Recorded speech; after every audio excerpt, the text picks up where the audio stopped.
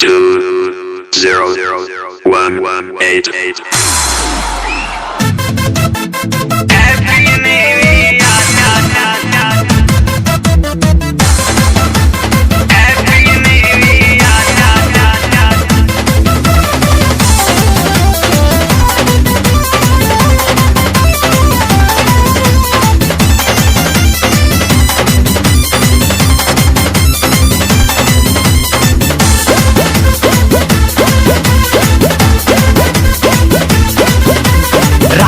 सब केहू जागी 200 के चंदा लागी 2000 भरी जुर्माना नया साल में घर जे भागी पीछे खेतानी में पार्टी होई कहने तनिक लिया तो खा के मुर्गा पी के बियर बोलल जाई हैप्पी न्यू ईयर। खा के मुर्गा पी के बियर बोलल जाई हैप्पी न्यू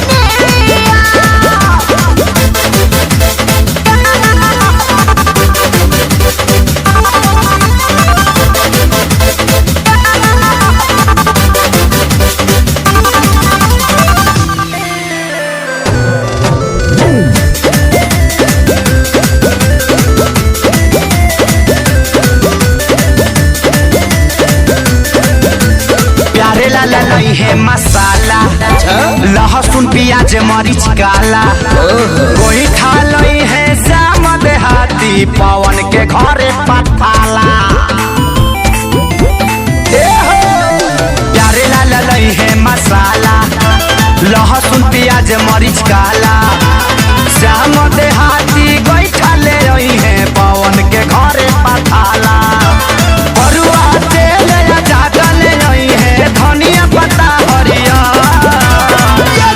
खा के मुर्गा पी के बियर बोलल जाई हैप्पी न्यू ईयर। खा के मुर्गा पी के बियर बोलल जाई हैप्पी न्यू ईयर।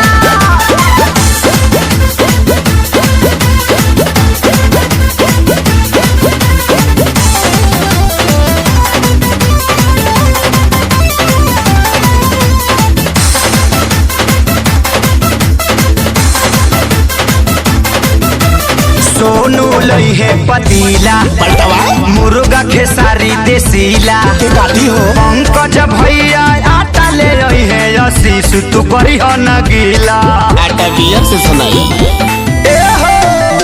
सोनू लई है पतीला मुर्गा खेसारी देसीला धनंजय भैया आटा ले रही है करी हो न बिकी गीला बोतल गिलास विकास ले रही है पानी पियई है रात भर तो खा के मुर्गा पी के बियर बोलल जाई हैप्पी न्यू ईयर। खा के मुर्गा पी के बियर बोलल जाई happy new year. Happy new year भाई लोग।